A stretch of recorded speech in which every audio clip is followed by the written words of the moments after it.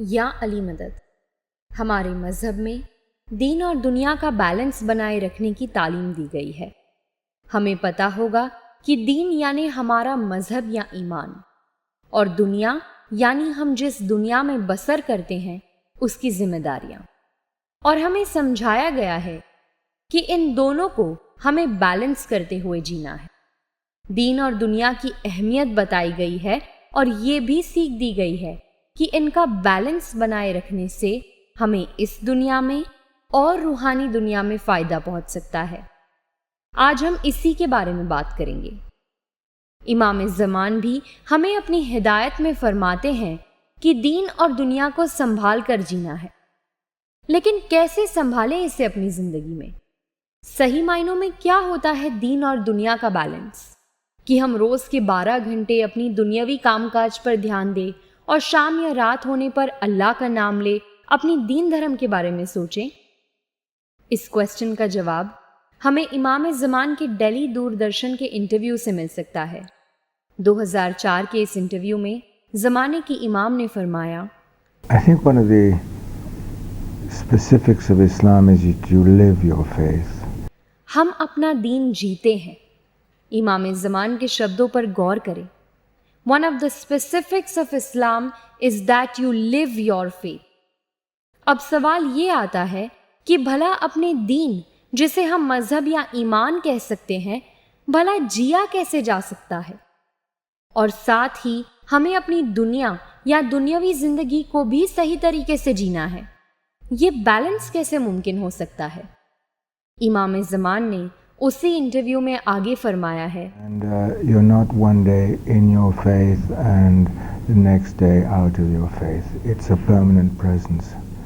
It's a presence which brings you happiness, it brings you ایسا نہیں ہے کہ ایک وقت ہم مذہب کو اپناتے ہیں تو دوسرے وقت اپنے مذہب اور اس کے سدھانتوں کو بھول جاتے ہیں۔ وہ ہر دم ہمارے ساتھ رہتے ہیں، اور اسی احساس سے ہمیں خوشی مل سکتی ہے۔ اس ہدایت سے ظاہر ہوتا ہے کہ اسلام مذہب کو تب ہی جی سکتے ہیں کہ جب وہ ہماری زندگی کے ہر پہلو میں جھلکتا ہے، بلکہ ہمارے جینے کا ذریعہ، وے آف لائف بن جاتا ہے۔ مولانا حاضر امام کے مبارک ہدایتوں میں ہم نے یہ سٹیٹمنٹ کئی بار سنا ہوگا، اسلام از اے وے آف لائف۔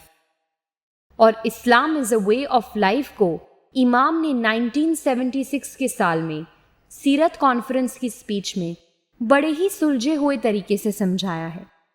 مولانا حاضر امام نے فرمایا تھا کہ اسلام زندگی کا ایک ذریعہ ہے، یعنی ایک انسان کی روز کی زندگانی ہر وقت کے پہلو کو اسلام گائیڈ کرتا ہے۔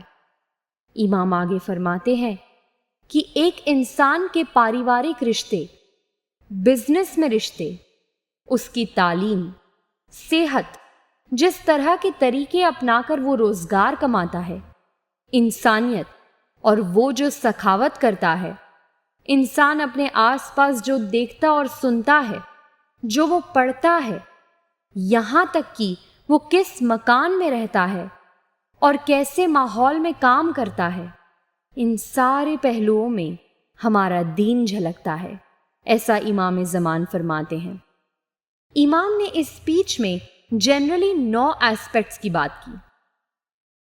امام نے جو بھی لسٹ کیا وہ ہم ہماری دنیاوی زندگی میں ہی کرتے ہیں، اور آج ہمیں یہ سمجھنا ہے کہ دنیا کے سبھی پہلوؤں میں ہمیں دین کو لانا ہے۔ یہ تب ہی ممکن ہوگا کہ جب ہمیں وقت کے 24 گھنٹے اللہ تعالیٰ کی موجودگی کا احساس ہو۔ زندگی میں تو ہمارے اور بہت سے پہلو ہیں، لیکن آئیے آج ہم امام زمان نے لسٹ کیے پہلوؤں میں سے کچھ پر بات کریں اور جانیں کہ ان میں ہم ہمارے دین کو کیسے لا سکتے ہیں کہ جس سے ہماری زندگی میں بیلنس بنا رہے۔ امام زمان نے پریوار اور بزنس رشتوں کی بات کی۔ اللہ کے رسول کی مبارک حدیث ہے کہ اسلام میں اپنے پریوار کے ساتھ محبت بھرے رشتے رکھنے کی کوشش کرنے سے انسانوں کی زندگی اور روزی میں بڑھت ہوتی ہے۔ یہی بات ہمیں ایک چھوٹی کہانی سے بھی سمجھنے کو ملتی ہے۔ کہ جب ایک چھوٹا بچہ اور اس کے پتا اپنی بلڈنگ کی ٹیرس پر پتنگ اڑا رہے ہیں۔ پتنگ خوب اونچی اڑ رہی تھی اور بچے کو بڑا مزہ آ رہا تھا۔ تبھی اس بچے کو پتنگ کی ڈور کھٹکنے لگی۔ وہ اپنے پتا سے ضد کرنے لگا کہ وہ ڈور کاٹ دی جائے تاکہ پتنگ اور اونچی اڑ سکے۔ پتا نے بھی کچھ نہ کہتے ہوئے پتنگ کی ڈور کو کاٹ دیا۔ لیکن پھر کیا ہوا؟ وہ پتنگ تو نیچے کی طرف آنے لگی اور آخر کار سڑک پر گر پڑی۔ بچے نے اس پر حیرت جتاتے ہوئے اپنے پتا سے اس کی وجہ پوچھی۔ تب پتا نے بتایا، بیٹا یہ پتنگ کی ڈور ہی ہوا میں اسے اونچا اڑنے میں مدد کر رہی تھی، اور ہماری زندگی کا بھی یہی ہے۔ ہمیں ایسا لگ سکتا ہے کہ پریوار، دوست اور ہمارے آس پاس کے لوگوں کے بندھن ہمیں آگے بڑھنے سے روک رہے ہیں، لیکن شاید انہی رشتوں کی وجہ سے، انہی کی دعاؤں کی بدولت ہمیں اس دنیا میں کامیابی مل رہی ہو۔ اب آتے ہیں تعلیم کے ایسپیکٹ پر۔ حضرت امام علی علیہ السلام نے فرمایا ہے کہ ہر انسان کو یہ آزادی ملی ہے کہ وہ چاہے تو الہی علم، انلائٹنمنٹ کی بلندیوں کو چھو سکتا ہے یا اگیانتا، اگنورنس کے اندھیری کھائی میں گر سکتا ہے، اور کسے چننا ہے اس بات کا فیصلہ ہمیں اسی دنیا میں رہتے ہوئے کرنا ہے۔ مولانا حاضر امام نے بھی اس پر روشنی ڈالتے ہوئے سیریا 9 نومبر 2001 میں ایک سپیچ کے دوران فرمایا کہ دین دنیا کا بیلنس کرنا ہمارے روحانی فرضوں کو ہی پورا کرنا نہیں، بلکہ ہم پر علم حاصل کرنے کا فرض بھی ہے، اور دوسرے لوگوں کی بھلائی کے لیے اس علم کا استعمال کرنا بھی ہے۔ زمانے کے امام نے صحت کی بھی بات کی۔ انسان کی جسمانی صحت بھلا کیسے دینی زندگی کی ترقی کے لیے کام آ سکتی ہے؟ کہا جاتا ہے کہ our body is our temple۔ اگر ہم اپنی صحت ٹھیک نہیں رکھیں گے تو عبادت، بندگی، ذکر کرتے ہوئے اپنے روح کو کیسے ہیلدی بنا پائیں گے؟ ہمیں رات کو لیٹ تک جاگنے کی عادت ہو گئی ہے۔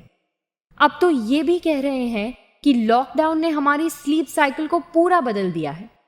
کھانے پینے میں پرہیز نہیں ہوتا۔ ہم اپنے آپ سے سوال کریں کہ کیا واقعی میں حقیقت ہے یا ہم ان ایکسکیوزز کے پیچھے چھپ رہے ہیں؟ پھر امام زمان نے شروعات کی اپنی سپیچ میں اس ایسپیکٹ پر فرمایا کہ ہم کس طرح کے طریقے اپنا کر روزگار کماتے ہیں۔ مثال لیتے ہیں ایک بزنس مین کی۔ کیا وہ کہہ سکتا ہے کہ بزنس آگے بڑھانے کے لیے تھوڑی چالاکی یا ٹیڑھے کام کرنے پڑتے ہیں؟ باقی میں تو اپنی عبادت میں ایک دم ریگولر ہوں۔ مولانا حاضر امام نے بھی سال 2009 میں البرٹا، کینیڈا میں اپنی سپیچ کے دوران اسی بات پر کنسرن جتایا تھا۔ امام زمان نے مثال دی تھی کنسٹرکشن کمپنی کی جو اسکول یا کوئی برج بنانے کے کام میں سامان کی کوالٹی لانے میں سمجھوتا کرتا ہے، یا ایک ٹیچر اپنی کلاس میں پڑھانے کے بجائے اپنا وقت پرائیویٹلی سکھانے میں بتاتا ہے، یا کوئی ڈاکٹر کسی دوائی کی سفارش کرتا ہے کیونکہ اس دوائی کی کمپنی سے کچھ انسینٹو یعنی زیادہ آوک مل رہی ہے۔ کیا ایسے کام ہماری مذہبی زندگی کو بہتر کر سکیں گے؟ اس پر سوچنا ہماری ہی ذمہ داری ہے، اور اللہ تعالیٰ نے ہمارے لیے یہ جائز کیا ہے کہ اس دنیا میں ایک سکھی اور سفل زندگی جینے کے لیے اللہ نے نوازی نعمتوں کا استعمال ہم آرام پانے کے لیے کریں۔ لیکن ہم شاید دنیاوی مال و ملکت، شہرت کمانے میں اتنے مشغول ہونے لگے کہ بھولتے گئے کہ اللہ نے ہمیں کس لیے پیدا کیا ہے۔ تو یہ ہم پر ہی ڈیپینڈ کرے گا کہ کس حد تک ہم اس دنیا میں ڈوبے رہیں گے، ہماری لمٹ کیا ہے۔ اس بات کو ایک کہانی سے سمجھنے کی کوشش کرتے ہیں جو اسٹیپ کریکولم کے لٹریچر ماڈیول میں ملتی ہے۔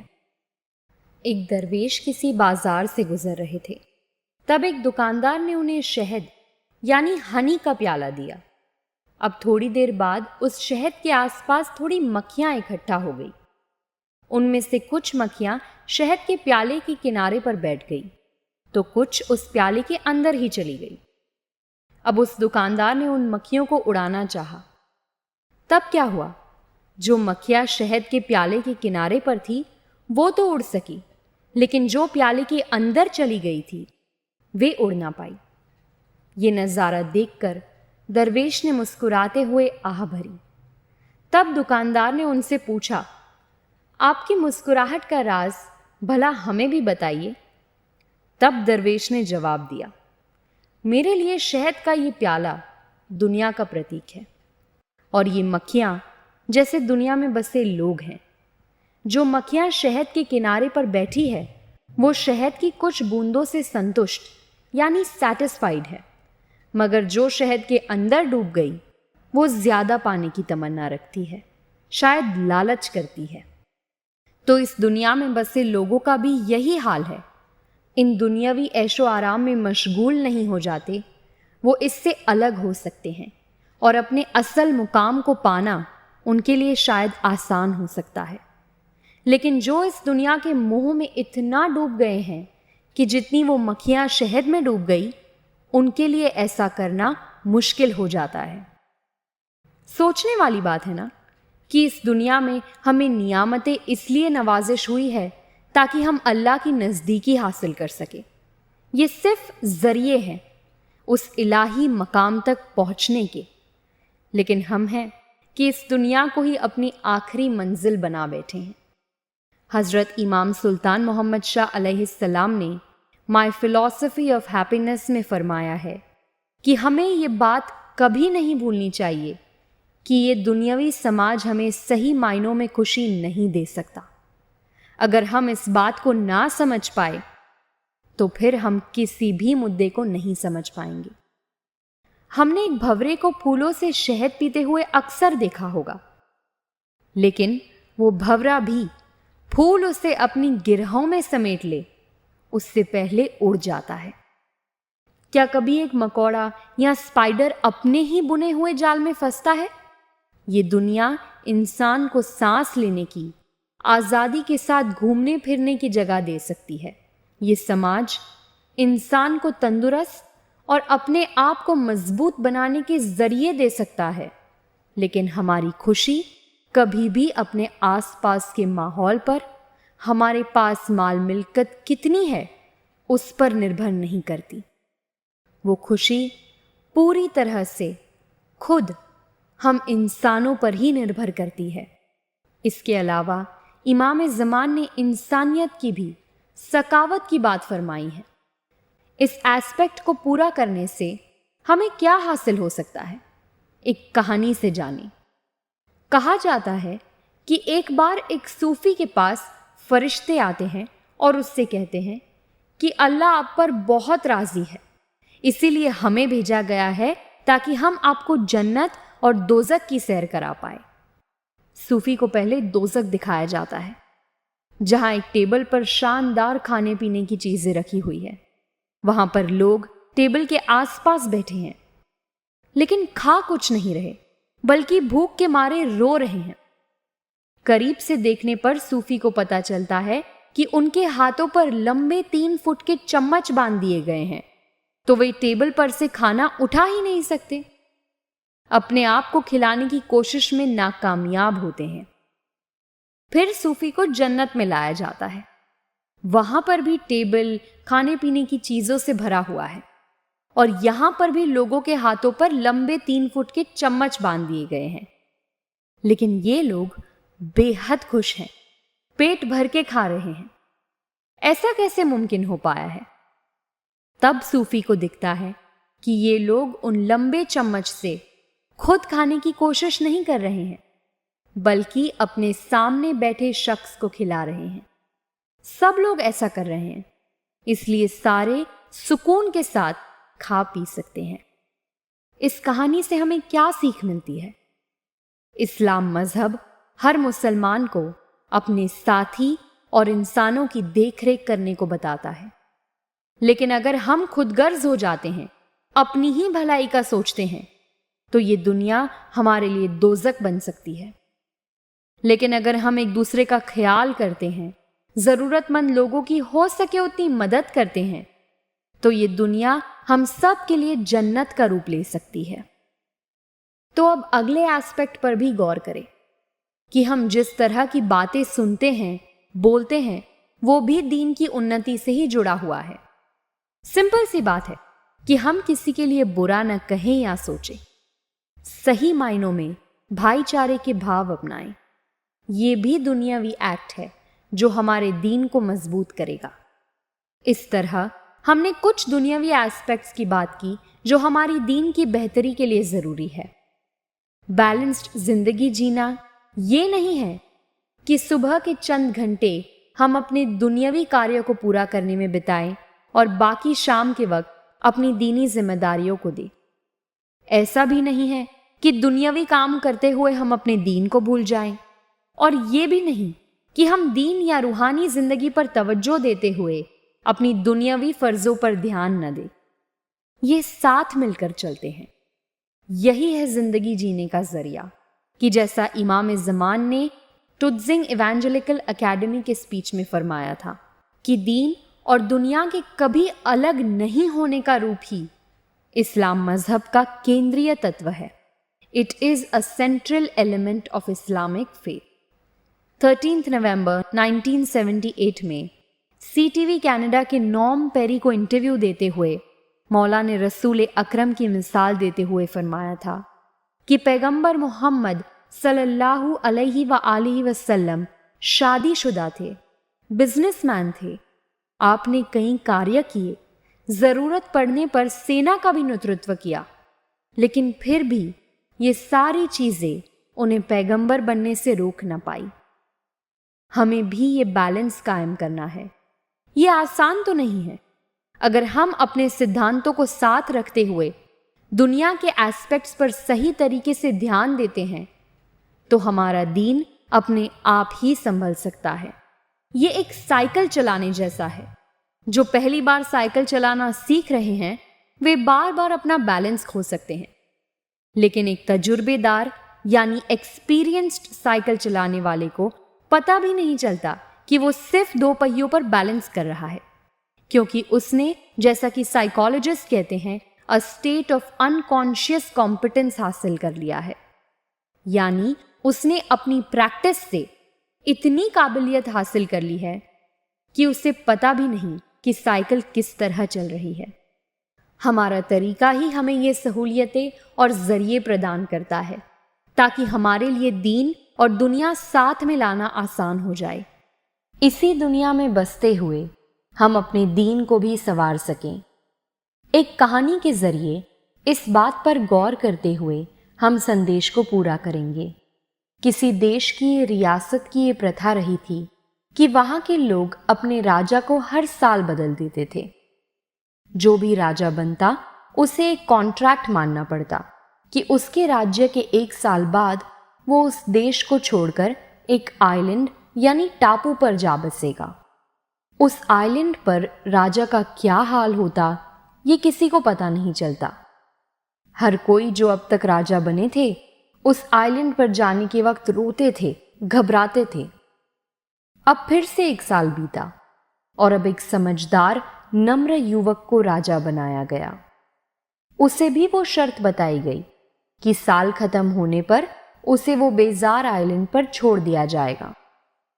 युवक मान तो गया, लेकिन कुछ दिनों बाद उसने उस आइलैंड पर जाकर वहां का मुआयना किया। उसने पाया कि वो आइलैंड घने जंगल, जहरीले झाड़ और पौधों से, खतरनाक जानवरों से भरा था। ऐसे माहौल में कोई इंसान जिंदा रह ही नहीं पाता। तब उस समझदार राजा ने कुछ मजदूरों को जमा किया। उस आइलैंड के जहरीले पौधों को साफ करवाया गया, जानवरों को अलग जगह बसाया गया। ऐसा हर महीने चलता रहा। वो राजा कुछ ना कुछ तब्दीलियां करवाता रहा। उसने घर बनवाए, फल फूलों के पौधे बोए। उसने ऐसे जानवर आइलैंड पर रखे जो उसके काम आ सके। चंद महीनों में उसने आइलैंड को एक सुरक्षित और खुशनुमा रहने की जगह बना ली। सादगी से जीते हुए वो थोड़ी मिल्कत भी जमा करता रहा, और जब 1 साल पूरा हुआ वो राजा अपने राज्य को छोड़कर उस आइलैंड पर जा बसने के लिए खुश था, पूरी तरह तैयार था। लोगों ने उससे पूछा कि बाकी के राजा तो आइलैंड पर जाने से घबराते थे, रोते थे, उसकी खुश होने की वजह क्या है? और तब राजा ने अपनी तैयारी लोगों को बताई। आइलैंड को रहने लायक बनाने का काम किस तरह किया था वो लोगों को बताया।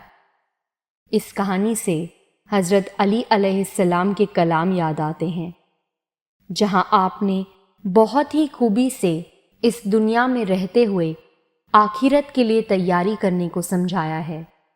इस कलाम को फरीदुद्दीन अत्तर ने अपनी किताब मुसीबत नामा में लिखा है।